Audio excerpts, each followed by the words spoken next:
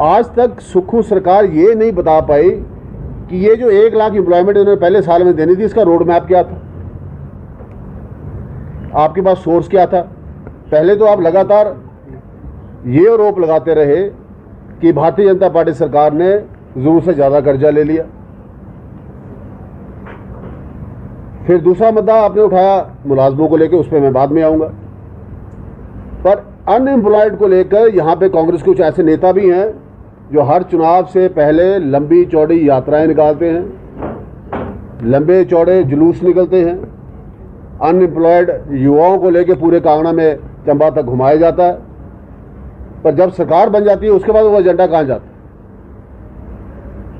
आज 35,000 करोड़ का आप अतिरिक्त कर्जा लेने के बावजूद क्या रोड मैप है आपका? आपने कितने बच्चों को एम्प्लॉयमेंट दिया? व्हाइट पेपर कांग्रेस पार्टी इस पे इशू कर कि what is your road map. आप किस माध्यम से आपने वो 35,000 करोड़ रुपए डाला कहां?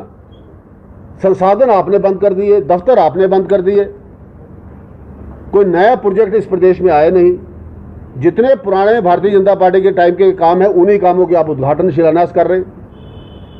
आखिर ये जो व्यवस्था परिवर्तन हुआ है इस देश में, इस प्रदेश में, उस व्यवस्था परिवर्तन के तहत ये तो हमें बताएं कि पिछले 18 महीनों में आपने कितने बच्चों को एम्प्लॉयमेंट दी।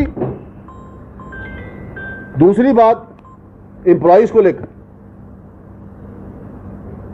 और जो डिजास्टर के ऊपर बार बार आरोप लगते थे हमारे ऊपर कि भारत सरकार से हमें इतनी सहायता नहीं मिली, जबकि 30,000 करोड़ से ज्यादा अतिरिक्त सहायता भारत सरकार ने दी।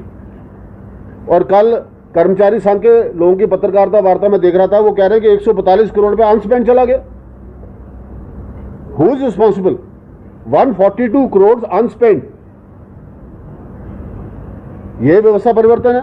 फिर आप कोसते हैं कि दिल्ली सरकार मदद नहीं कर रही, हमें नेशनल क्लाइमेटी को, स्टेट को डिक्लेयर किया जाए। 145 करोड़ तो आपसे खर्च नहीं हो पा रहे। करोड़ों रुपए आप मंत्रियों के दफ्तरों के रेनोवेशन पे लगा रहे हो, करोड़ों रुपए आप उनकी कोठियों पे लगा रहे हो,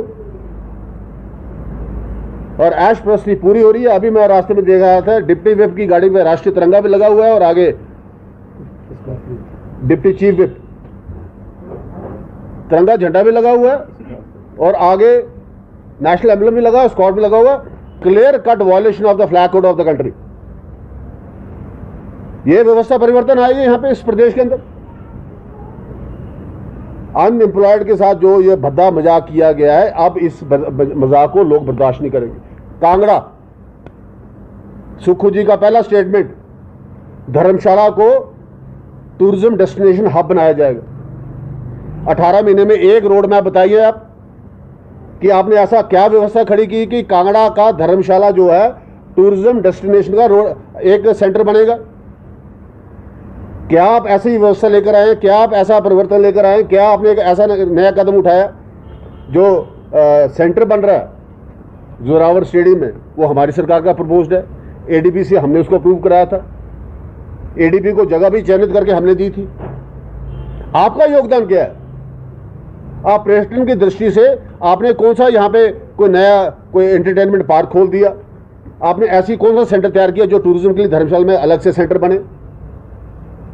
आपने तो लोग जो टेंट लगाने के लिए ऊपर जा रहे हैं उनके ऊपर भी आपने टैक्स लगा दिया, आपने जाना बंद कर दिया। आखिर ऐसी कौन सी व्यवस्था आपने खड़ी कर दी जिससे धर्मशाला जो है एक टूरिज्म का डेस्टिनेशन बन के ऊपर के आया सामने? कितना फुटफॉल बढ़ा है हिमाचल का टूरिज्म का धर्मशाला ने, उसका कोई टारगेट दे हमें। केवल बदनाम करने को रखा धर्मशाला को कि टूरिज्म कैपिटल बनाएंगे, टूरिज्म का एक डेस्टिनेशन बनाएंगे। तीसरे मुद्दे पर अगर आऊं मैं मुलाजमों की, और जिस मुद्दे के ऊपर ये सरकार में आए थे, जो हम भी कैबिनेट में रहे, जो मेरे रिसोर्सेज मुझे बताते हैं कि आज के दिन में अधिकारियों के हाथ खड़े हैं, वो ओपीएस को भी अगली किस्त नहीं देना पाएंगे। They want the government to discontinue with OPS. आप इस ओपीएस के सर पे आए थे, आज आपसे डीए नहीं दिया जा रहा, आप आपसे अलाउंस नहीं दिए जा रहे।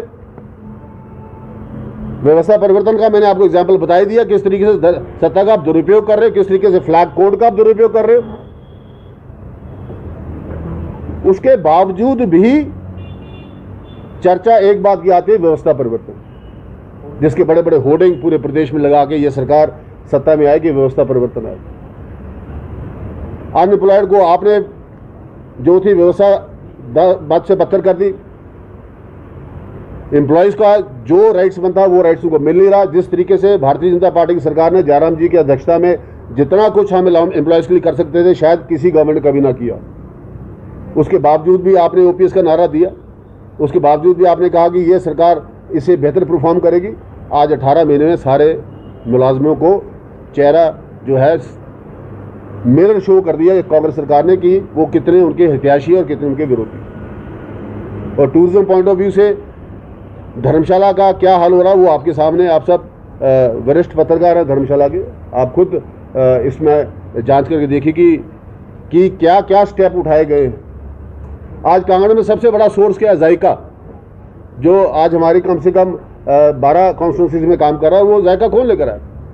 हमारी सरकार लेकर आई। और जब वर्ल्ड बैंक का ये प्रोजेक्ट आया था, JICA was not part of Kangra, Kangra उसका पार्ट ही नहीं था। जब मैं मंत्री बना उसके बाद हमने लड़कर इस प्रोजेक्ट को जो है कांगड़ा में शामिल कराया। इस साल का बजट ही लगभग जो है 155 करोड़ का कांगड़ा के लिए। तो मैं आपके माध्यम से सरकार को पूछना चाह रहा हूं कि आपने आखिर हमारे लिए क्या किया है नया?